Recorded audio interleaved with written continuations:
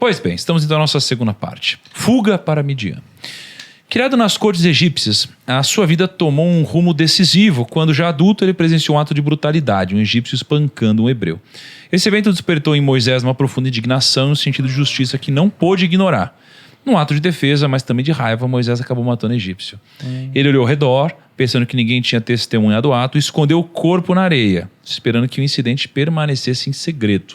Ou seja, fez uma besteira, sabia que fez uma besteira e tentou, inclusive, manter um segredo. Ou seja, mentir, né? De certa forma. No dia seguinte, enquanto tentava apaziguar uma disputa entre dois hebreus, um deles questionou se Moisés pretende matá-lo da mesma forma que havia matado o egípcio. Exato. Aqui as pessoas descobriram então e Moisés ficou preocupado.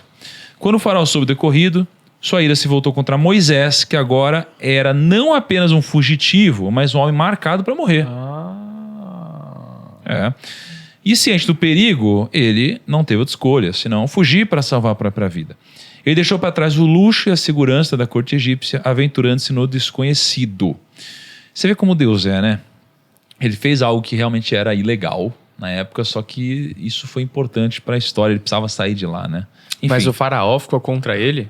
ficou, porque Com matou certeza. uma pessoa. Assassino? Matou a pessoa, ficou marcado para morrer. Como é que você vai sentar no trono do Egito, sendo que você, por causa de estrangeiro, matou alguém egípcio? Lembra, ele matou o egípcio, não matou o escravo, né?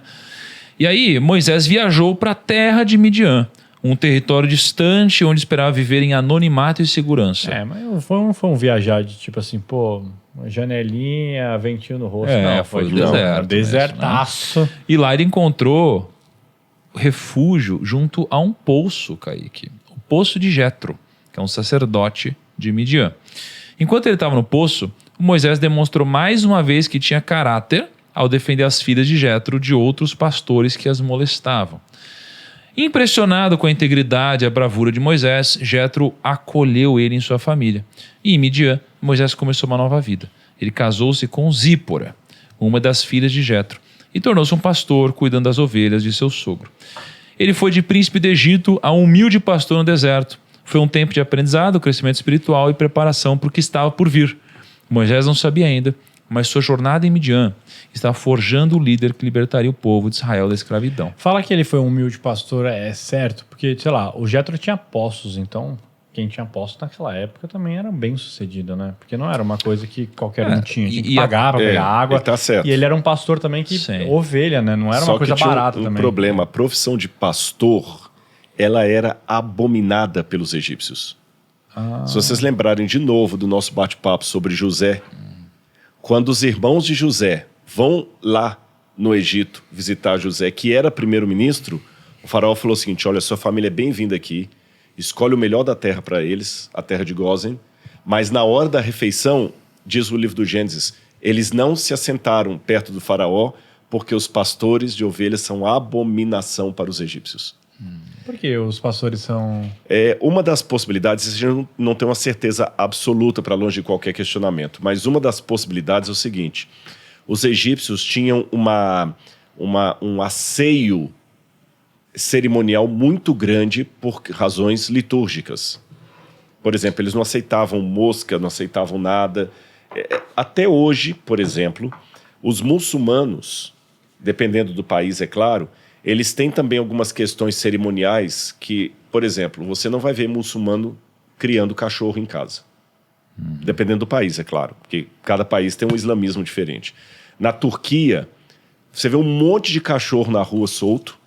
Já foram para Istambul, Ankara, algum de vocês? Não. O dia que vocês forem para a Turquia, vocês vão ver isso. Tem cachorro solto para todo lado, tudo chipado. Cachorro até de raça.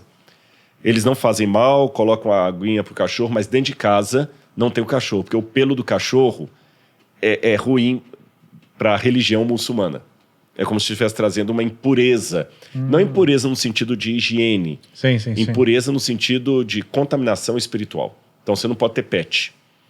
Então os egípcios também, embora eles tivessem gato, que eles criavam muito gato, embora eles tivessem falcão, tivessem esses animais assim, mas o pastor de ovelha com as ovelhas, eles consideravam aquilo ali uma profissão suja. Então era contra. os princípios dele. Que o pastor de ovelha ficava no deserto, não podia tomar banho todo dia. O egípcio se banhava todo dia. Entendi. O egípcio costumava raspar todos os cabelos, barba, para não ter pelos no corpo. O pastor de ovelhas geralmente é peludo.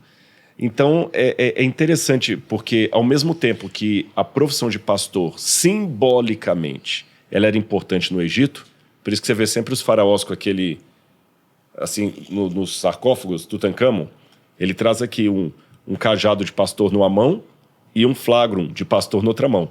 E o pastor, o faraó era chamado de o grande pastor do Egito, mas apenas no sentido simbólico. Na prática, eles não gostavam. Então, Moisés ir trabalhar com ovelhas é como se eu pegasse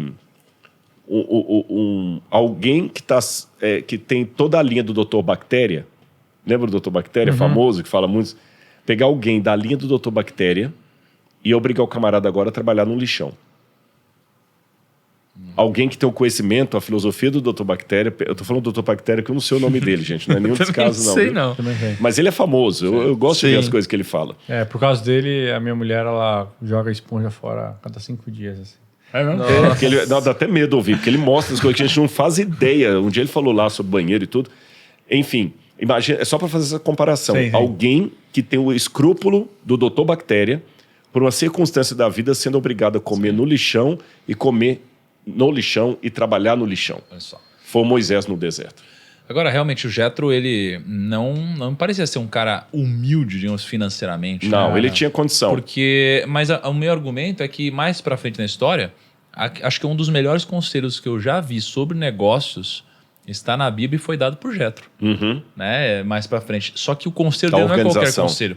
Ele dá um conselho sobre business. Ele dá um conselho sobre liderança, sobre escolha de pessoas, sobre hierarquia e sobre escala. Assim. E alguém que dá um conselho desse não é alguém qualquer, alguém que está acostumado a gerenciar um time. Mas lembre, mesmo uma pessoa rica, você tem, grosso modo, 2 tipos de rico. Tem aquele rico que come com talher de prata e com toda a finese europeia e louça vinda da China. De cristal. E tem aquele cara que tem a mesma quantidade de dinheiro no banco, mas é boiadeiro. Ele tá comendo com os peões lá no coisa lá e com a colher. No banco, os dois têm a mesma condição de dinheiro. Mas um tá lá no lombo do animal lá, no gado, no almoça pasto. Com colher e marmita. Exatamente. Mas o outro tá assim. O Rodrigo é chique, velho. Ele é chique, sabia? Mas eu acredito muito que é pra Laura. Provavelmente. Não, mas sabe por quê? Você corta a carne com a mão direita ou a esquerda? Eu sei qual é o certo. Ele faz a troca? Ele troca? Cara, você acredita? A gente foi comer, ele pegou e trocou o talher de mão. Ele troca o talher. Trocou não, na verdade é a gente que troca, né? Ele só pegou do jeito que tava. Aí ele pegou, cortou um negócio assim com a mão direita. Com a faca assim, na mão direita. Eu falei, não é possível que ele tá fazendo isso. Ele é muito chique, porque tem que ser chique fazer isso, né? E aí faz troca e aí... Meu, loucura. Eu também sei comer com a mão, com beduíno no deserto, coisa que vocês não sabem. Aí, ó. E já passei isso. Inclusive, no deserto do Saara, que faz parte lá... Foi no Sudão que aconteceu isso, mas que faz parte do mesmo deserto do Egito. Agora, o deserto tem uma característica importante aqui também para forjar o Moisés. Vamos entender. Deus queria que Moisés fosse o libertador. Ele já nasceu para isso, né? Para isso. Mas é aquela questão. Você é uma pessoa que mentora muitas pessoas. Eu mesmo estou sendo mentorado em muita coisa pelo Thiago. Só que, dependendo da situação, aquela pessoa que você mentora, ele pode conseguir os resultados com 6 meses ou com 6 anos. Ele pode conseguir do jeito... Não existe jeito fácil, mas ele pode conseguir do jeito menos difícil ou do jeito mais complicado. Sim. Tudo depende de como ele vai seguir a mentoria, as orientações. Não é assim? Moisés, sendo mentorado por Deus, ele foi afoito, ele fez o investimento antes de Deus falar, ele deixou de confiar em Deus e pensou que ele quer ser o cara. E aí Deus tem uma especialidade maravilhosa na Bíblia. Deus é especialista em reciclagem. Uma vez eu vi num aeroporto, nem lembro qual país que eu estava. Eu não sei se foi nos Estados Unidos, eu até filmei isso, tem no meu celular aqui. Um quadro assim... que você olhava de longe, era um quadro lindo, lindo. Mas quando você olhava de perto, ele era feito só de lixo. Só de lixo. Coisas de lixo mesmo. O camarada pegou saco plástico e fez... De longe, era uma obra-prima. de perto era lixo. Ele falou assim, é isso que um artista tem que fazer, tornar o lixo em arte. Então Deus fala assim, poxa, Moisés, você estragou tudo, cara. Mas não tem problema não. Com base no seu estrago, eu vou reciclar essa história sua. Já estou percebendo o que você precisa, Moisés. Você precisa baixar um pouquinho sua bola. Eu vou permitir que você vá para o deserto. Nossa. E não tem lugar melhor para tornar você humilde e mostrar que isso não é nada do que o deserto. O cheiro de ovelha. Ovelha fede. Cabrito no deserto fede demais. Eu fiquei com pastor de ovelhas no deserto. Eu sei, fede, não tem banho todo dia. Não tem banho. Quando eu fiquei no Sudão 15 dias lá com os beduínos no deserto, 15 dias eu não tomei banho. A roupa que eu estava usando, o cabelo, quando eu fui para Khartoum é a capital, para tomar banho de novo, eu sei que eu ficava assim, meu cabelo, a água ficava saindo só preta, para depois ela começar a sair da cor de chamate. Sabe, eu nunca tomei um banho tão demorado na vida. E ainda depois do banho, ainda ficava se ligando assim, ainda fica aqueles restinhos de areia. Sabe? O deserto deserto tem muita mosca. O Kaique é mais ou menos assim, tomando banho, né? Nossa, não. Tomar 2 vezes por mês, mais ou menos assim. Não, eu fiquei 3 dias sem tomar banho. Eu fiquei 15 dias. Não chegou a 15 dias, mas uns 12 dias. 3 dias sem tomar banho. Mas não mudou muito, então não foi um grande esforço pra você. Nossa, meu Deus. Cara, e comer no deserto. Grudado, tem muita mosca. Muito mosquito. A gente pensa que não tem muito. Então imagina o Moisés, que estava na fina flor, né, lá do Egito, agora tem que comer com mosca, aquela coisa toda. Então Deus estava quebrando ali o orgulho de Moisés e mostrando que... É o mesmo choque, né? Porque eu penso nos egípcios assim, eu penso muito em ouro, riqueza, realmente... higiene, né? Que o pessoal tudo pelado lá. Não, no Egito, agora imagina a situação. O faraó, eles tinham tanta ojeriza de mosca que uma das coisas que o faraó fazia, isso está nos registros egípcios, ele trazia um escravo, quando ele ia comer, passava mel no escravo e colocava um escravo cheio de mel para atrair as moscas e um outro para ficar abanando aqui para que não fosse nenhuma mosca na hora que o faraó estivesse comendo. Nossa, cara. Então Moisés comia assim. Agora ele estava num lugar lá que as moscas estavam disputando a comida com ele. Sim. Caramba, cara, que loucura. A extremidade do ser humano é a oportunidade de Deus. Rodrigo, então, ali o Jetro, ele viu como Moisés tratou, né, aquelas pessoas, aqueles malfeitores, digamos assim, e aí decidiu entregar a filha, né, a Zípora, à mão de Moisés. E aí, dali, o que aconteceu nesse momento? Bom, Moisés fica casado com ela bonitinho e tudo mais e tal, né? Tem filhos com ela. Sim. Quantos filhos Moisés teve? Acho que foram 2, 3 filhos aqui. Ele teve, um filho dele chamava-se Eliezer, foi o primeiro filho que ele teve. Eliezer é um nome até bonito. Eliezer significa, meu Deus é ajudador, meu Deus é salvador, meu Deus é resgatador. Se seu nome é até bonito, o que seria um nome bonito, Rodrigo Silva? Você acabou de citar um. Esse é até bonito, Silva.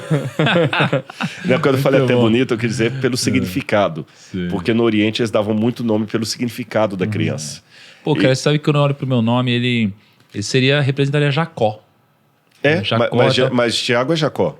Então, mas esse vai pra tradução de Jacó, não é muito legal, né? Não, mas é... Suplantador. Eu prefiro ficar com o segundo nome dele. Não, mas depois. Aí eu tenho que explicar. Posso abrir um parênteses, então, para explicar, para tirar essa alcunha? Jacó não significa suplantador. Não. Jacó, Yaakov, em hebraico, que depois... Por que virou Tiago? É porque Yaakov, em hebraico, virou Iacobos, em grego. Iacobos. Que depois virou James, nas línguas saxônicas, e Jacobo virou Tiago. Tiago. Mas Yaakov, em hebraico, significa aquele que vai no calcanhar do outro. O que significa aquele que vai no calcanhar do outro? Mas não sei se está muito bom ainda. Não, mas eu vou explicar. É o desbravador. Aí, ó. Olha aí, ó. Sabe aquele camarada assim, que ele é esperto, ele vai olhando a pegada do outro, ele vai seguindo, ele vai desbravando. Faz sentido. E ele recebeu esse nome de Jacob, de calcanhar, aquele que vai no encalço do outro. Ou seja, quem que seria na época bíblica, o Jacó? O bom caçador. Porque o que o caçador faz? Não é o irmão dele que era caçador? Aí que é a ironia da história. Esse até ia falar, a ironia é que quem vai virar caçador é o Esaú. Mas o nome dele, Jacó, a gente pode traduzir por caçador. que é aquele que vai no calcanhar do outro, que vai na pegada do outro. Aí então, assim, ele vai olhando onde é que o animal está. É aquele batedor mesmo, aquele desbravador, sabe? Que ele sabe, o coiteiro, né, que eles falam, né, passou por aqui. Só que, por causa das atitudes dele, o nome dele sofreu semântica e acabou tendo uma conotação ruim. Como, por exemplo, Judas. Judas. Sabe o que significa Judas? Em hebraico, Judas é Yehudá. Louvor. Louvor. A criança trouxe tanta alegria para... Nossa, Yehudá. Louvor a Deus. Só que pelo fato de Judas ter traído Jesus, hoje se perguntar o que significa Judas? Traidor. Então existe o significado semântico e o significado adquirido. Só para não sair muito daqui dessa conversa, só para finalizar isso aí. Só para sair, então. Não, só para finalizar. Eu só abri esse parênteses aqui, mas vou falar do Eu ia continuar o papo. Não, você se considera um aprimorador. Você pode adaptar em cima disso aí. Eu acho que ele inventa, só para você ficar feliz. Tá lá, meu É verdade. Você vai pensando, não tem nada a ver, né?